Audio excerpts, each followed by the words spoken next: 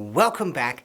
You know, a lot of people, they want to get into meditation and they get this idea, I need tons and tons of practice. I need hours and hours. I remember somebody told me, I spoke to this yogi and they told me, do you meditate 6 hours every day? And I said, no, I don't, not right now. And they said, well, you can't be my student. You're not serious yet. And I thought, oh, wow. This is a view of meditation which is very Western. It's very left brain. I need to set a meter and I got to hit that meter. Never mind everything else which goes into the equation. And that's not the way I teach. So how can we build these meditations correctly? And a wonderful answer is micro meditations. Don't ever overlook the power of small successes because you can build on those successes. You can't build on a failure. You need the success. You need the small pieces to create the power of the great pieces. Otherwise, you'll have the measure, but it will be completely hollow. So how can we build meaning in our meditations? Micro meditations. Let's get into it.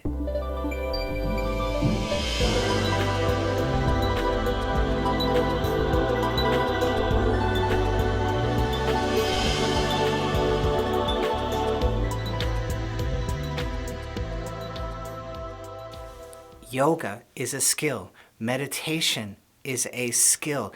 Deep meditation, long, successful meditation is absolutely built on skill. It's not a measuring stick.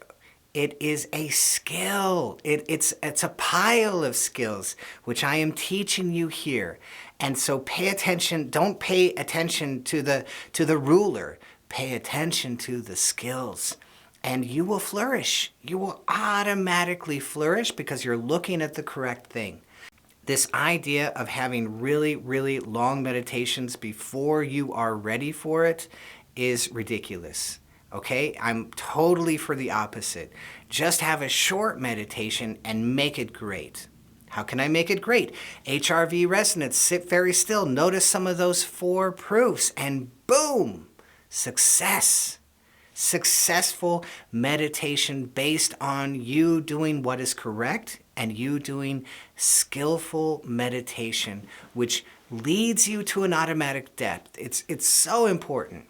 Let's say I've got an hour to meditate and I really want to use that time for meditation. Fantastic. Do a bunch of those. I'm going to do the HRV resonance. I'm going to sit very still. I'm going to notice some of those 4 proofs. Okay, now I'm going to take a break.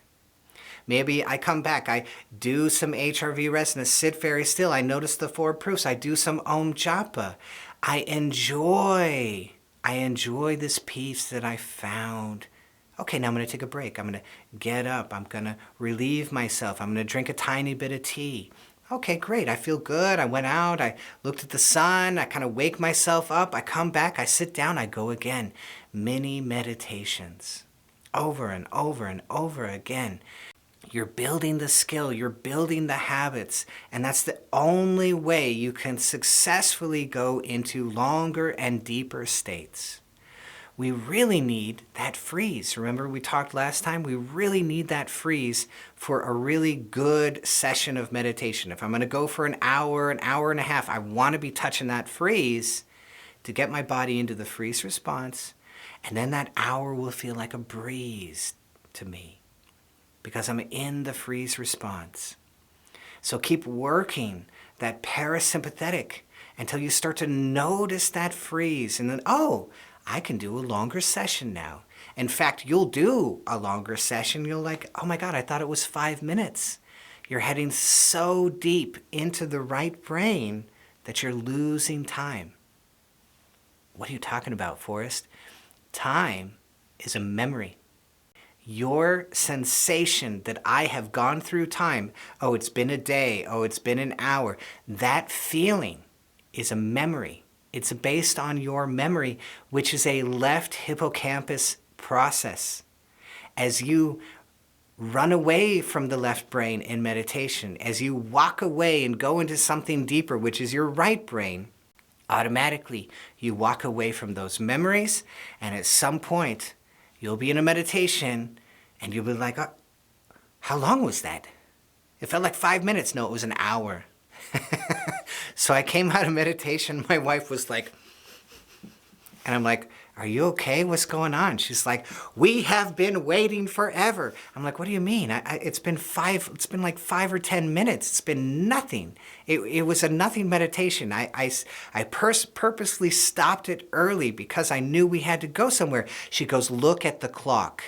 I looked at the clock. It had been something like an hour and a half to 2 hours that they'd been waiting on me to finish the meditation. I'm like, oh my God, I'm so sorry. We were fine. That is losing time, losing the memory of time. You walked away from it for a moment. That means you're getting really, really wonderfully deep. We need the skill that we can get there. You need the mini meditations. Don't overlook the power of these small little meditations. Every day, 5, 10, 15 minutes.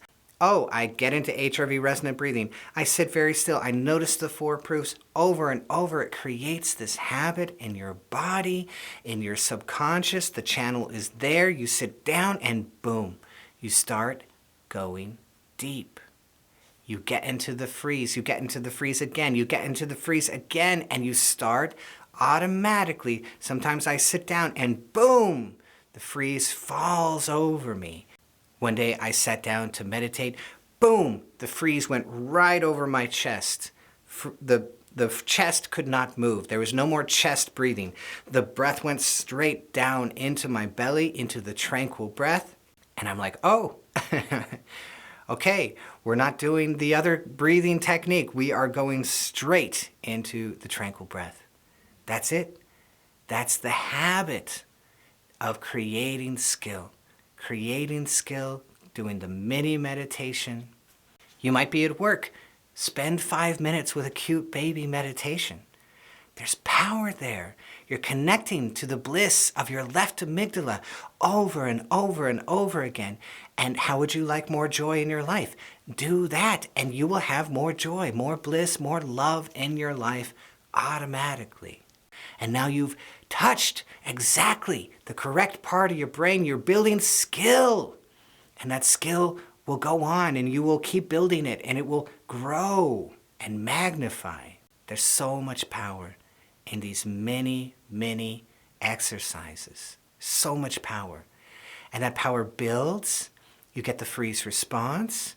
Yeah, then you can do a longer meditation, no problem. At some point, though, your body's it's going to pester you. It's going to go, hey, I think we need to get up. We need to move. We need to stretch. So listen, take it easy on yourself. You already got the skill. You don't have to worry about it. Don't try to impress some other yogi, some other person. Don't measure yourself, compare yourself to others.